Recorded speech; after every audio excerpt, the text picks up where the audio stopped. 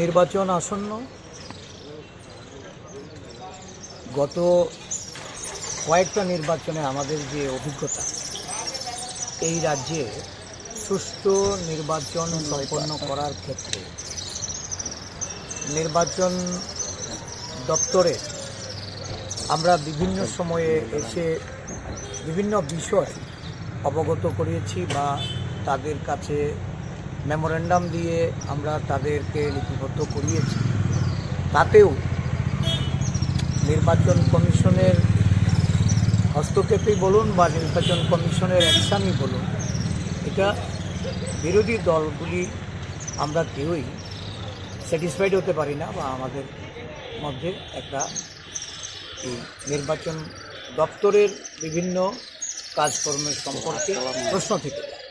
তো আজকে এখানে মুখ্য নির্বাচন অফিসারের সাথে আমরা দেখা করে আমাদের কিছু আসন্ন নির্বাচনকে সামনে রেখে কী কী ব্যবস্থা এটা গ্রহণ করা যায় সুষ্ঠু নির্বাচন, অবাধ নির্বাচন করার সাথে, এবং এই রাজ্যের বর্তমান যে অস্থিরতা, রাজনৈতিক এবং সামাজিক পরিস্থিতি, এই পরিস্থিতিগুলি তুলে ধরে আমরা নির্বাচন ঘোষণার সাথে সাথেই যেন এই ধরনের পরিস্থিতির মুক্ত হওয়া যায় এবং রাজ্যে নির্বাচন সুষ্ঠুভাবে সংগঠিত করার ক্ষেত্রে কমিশন যেন প্রয়োজনীয় পদক্ষেপ গ্রহণ করে, এই বিষয়গুলিকে সামনে রেখে আমরা কথাবার্তা বলেছি।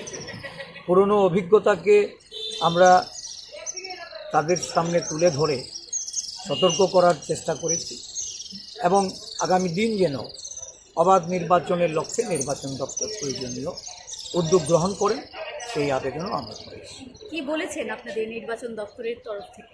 উনি আন্তরিকভাবে বলেছেন যে অতীত অভিজ্ঞতা এটা থেকে বেরিয়ে এসে আগামী দিনগুলিতে যেন সুষ্ঠু নির্বাচন এই রাজ্যে সংগঠিত করা যায় এবং নির্বাচন আধিকারিক হিসাবে উনি সম্পূর্ণ দায়িত্ব নিয়ে এই বিষয়ে উনি অবগত হয়েছেন এবং উনি সেই বিষয়গুলি সম্পর্কে পদক্ষেপ গ্রহণ করার আশ্বাস দিয়েছেন।